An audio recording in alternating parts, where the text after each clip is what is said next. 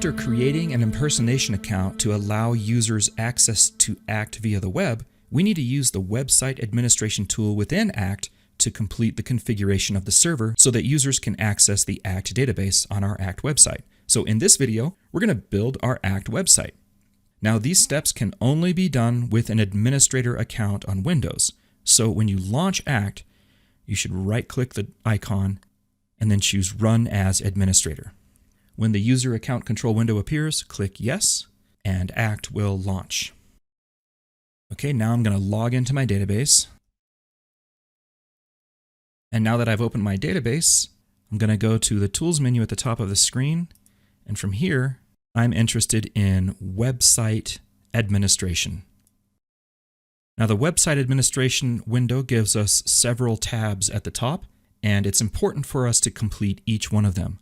So starting on the left, on the Web Server tab, we need to verify that the ASP.NET framework has been installed. So I'm going to click Test. ACT tells me that the test was successful, so I'm going to click OK. And now let's move to the User Account tab. On this tab, we're going to add the impersonation account that we created in the previous video. So I'm going to click the Edit button, and now I'm going to provide the login details that I created for my impersonation account. The username was APFW, and the password was password. And now I'll click OK.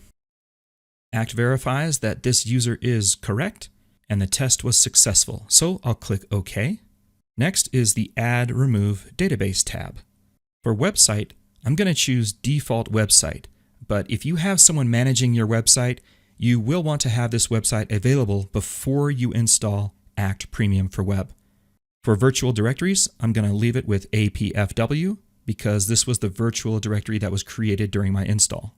And now down below for databases, I need to add my CloudWalker database to the website. So I'll click the Add button, and now I'll locate the PAD file for my database. I'll go to Documents, ACT, ACT Data, Databases, and there it is, cloudwalker.pad. So I'll click that and then click the Open button. Now let's log in again and click OK. ACT now validates this user account, and if it connects successfully, you'll get a Test Successful message here. So let's click OK. We receive a message from ACT now that says that ACT must restart IIS so that the integration to Outlook will work properly. Since I know that nobody is accessing my website yet, I can just click Yes here to continue safely without risking losing anyone's unsaved data. Once my cursor has been restored, I can proceed with the final tab, the Options tab. Now here we can change the session timeout for any users who leave their computers idle for a period of time. This allows me to add one extra layer of security in those occasions when people walk away from their computers without locking their screens or logging out from ACT. I'm just going to leave this session timeout at 20 minutes. And so now everything seems to be set up properly at this point.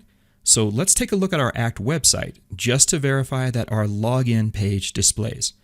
The easiest way to do this is to go back to the Add Remove Database tab, and then within the Virtual Directories area, just click the Test button.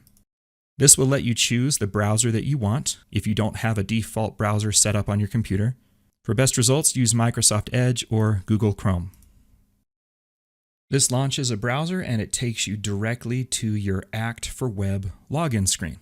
Once we see the login page, we know that we've set up ACT for Web correctly, and so now we can direct our users to set up configuration within their individual browsers.